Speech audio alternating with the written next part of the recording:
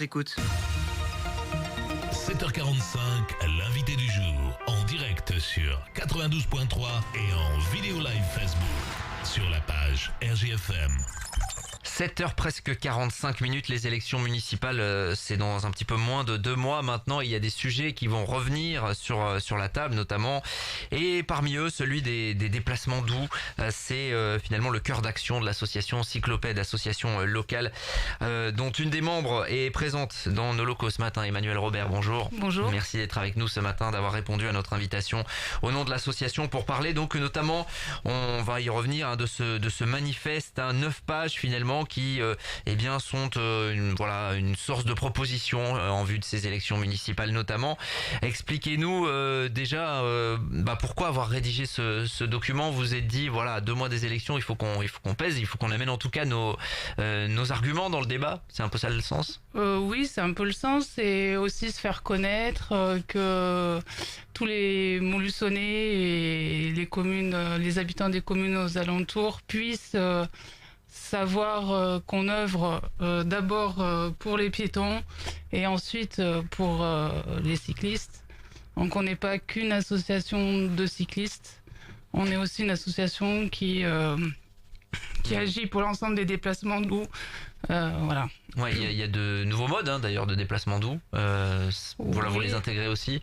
On les intègre doucement, on va dire, parce que personne dans l'association ne pratique encore les trottinettes et autres. Voilà. C'est un appel éventuel.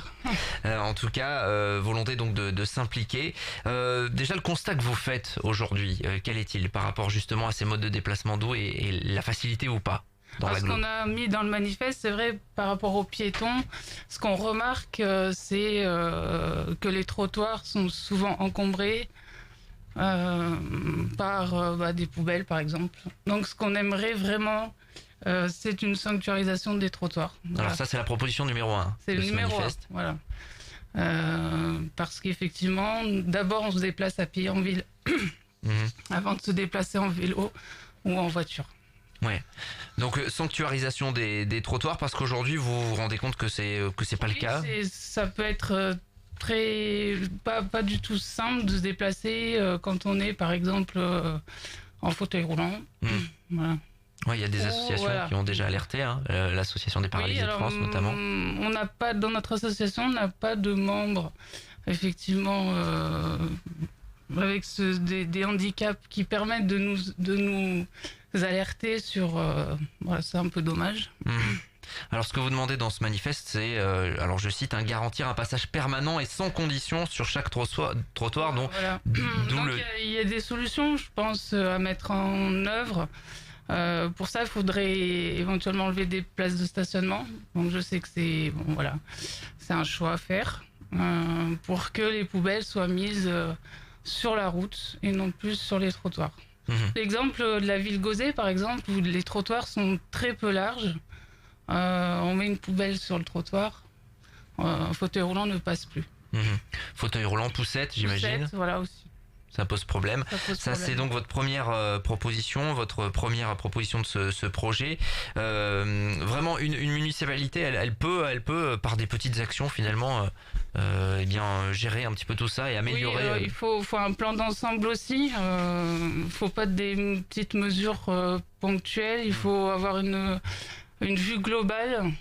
Pour les vélos, par exemple. C'est vrai que ça ne sert pas à grand chose, par exemple, de sécuriser le boulevard de Courtet pour les vélos si on peut pas venir de façon sécurisée sur ce boulevard quand on habite ne serait-ce que la ville Gauzet, Saint-Jean. Donc c'est vrai que il faut un plan d'ensemble.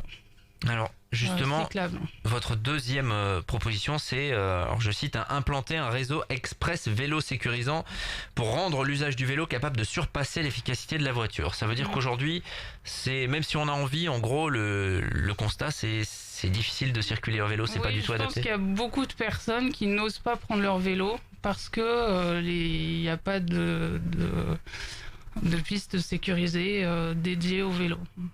C'est un frein, je pense, la pratique du vélo. Alors concrètement, dans cette thématique-là, voilà, réseau express vélo sécurisant, ça veut dire quoi?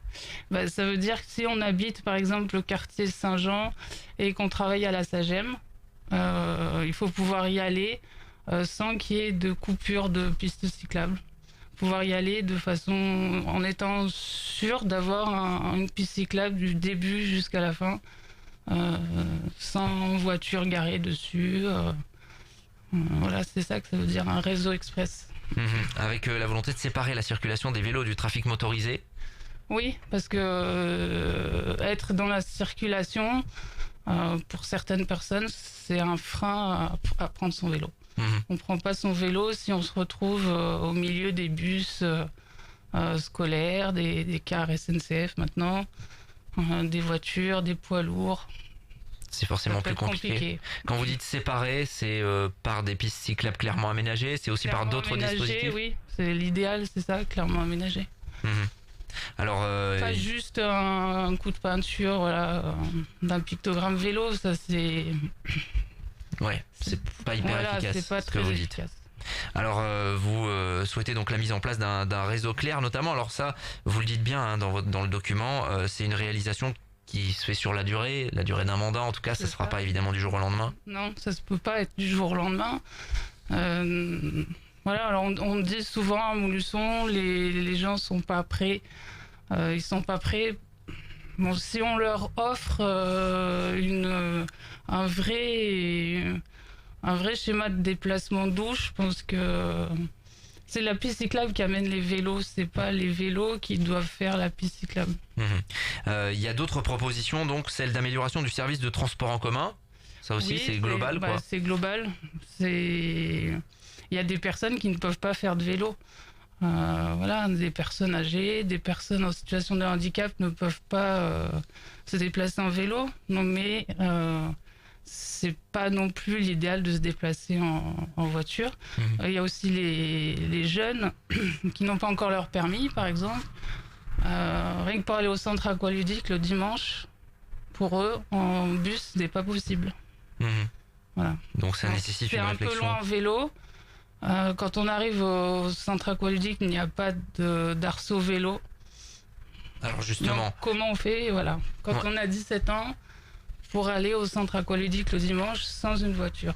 Justement sur cet aspect notamment du stationnement des vélos, c'est tout simple, mais si on prend son vélo et qu'on va d'un point A à un point B, parfois il est difficile de garer son vélo, oui, parce qu'il faut bien le garer avec un petit antivol, quelque chose comme ça. Et vous faites le constat qu'aujourd'hui, c'est pas, enfin voilà, il y a pas grand chose. Il y a parfois, par exemple, le bon exemple, il y a deux exemples intéressants. Il y a la gare SNCF et il y a la médiathèque. Donc il y a des arceaux vélos, mais ils sont pas du tout adaptés.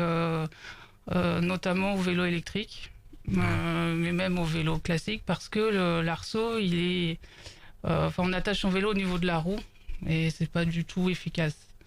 Donc du coup, qu'est-ce qu'on voit à la gare SNCF? Des vélos garés, qui sont garés et attachés sur les arbres. Voilà. Oui, c'est vrai. Donc ça veut dire que les arceaux vélos ne sont pas adaptés. Voilà. Donc ça c'est. Donc voilà, il y a des financements. La FUB propose un financement. Il y a le plan Alvéole, donc qui prend en charge 60% du coût des arceaux vélos. Donc vous dites qu'avec une volonté on peut.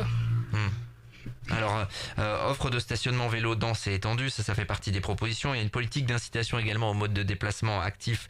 On n'aura pas le temps de forcément tout développer. Et puis, il y a une proposition qui risque de faire réagir peut-être certains d'entre vous, auditeurs, et notamment les automobilistes là qui sont en voiture. C'est celle d'une réduction générale des vitesses des automobiles. Alors, expliquez-nous un petit peu ça.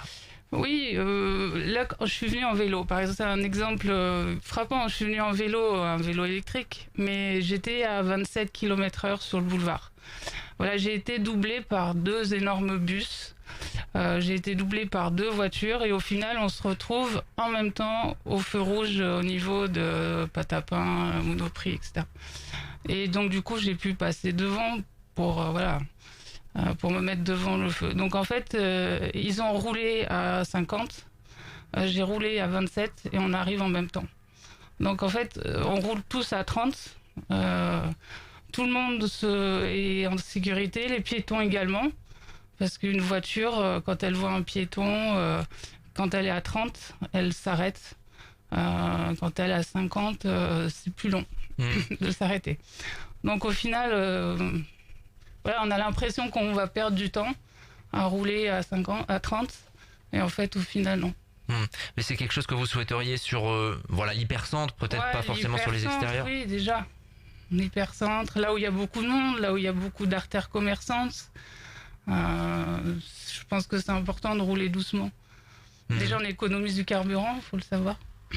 Et au final, on gagne pas plus de temps que ça. Et au final, on gagne pas plus de temps que ça.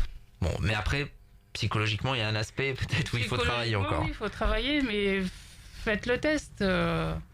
Roulez à 30 et vous verrez que on perd pas de temps. Ça fait partie donc des propositions mises en avant par l'association Cycloped.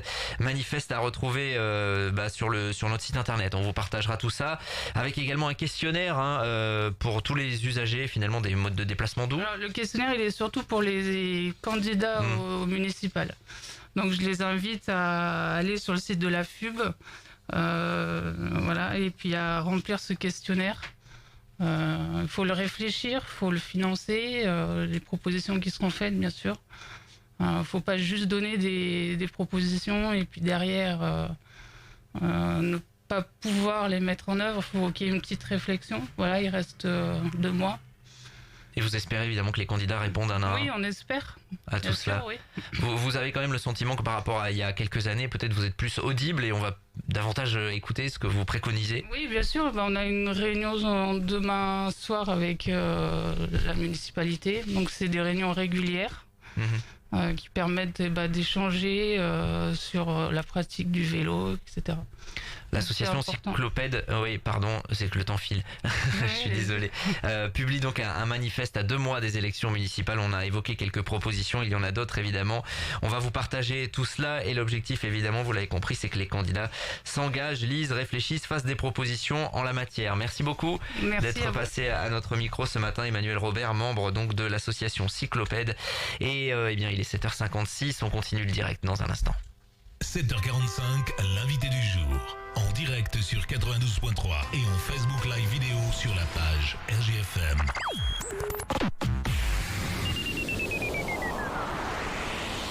Tu veux passer ton code de la route rapidement ? Tu ne veux pas que ça dure des mois ? Participe à la formation Flash Code d'Éric Crescent. 5 jours de formation durant les vacances et tu passes le code le 6e jour. Comme ça c'est fait. La formation Flash Code en 1 semaine expliquée par Éric Crescent. Attention, prochaine session du 24 au 29 février à Montluçon et du 2 au 7 mars à Commentry. Nombre de places limitées. Inscription auto-école Éric Crescent, square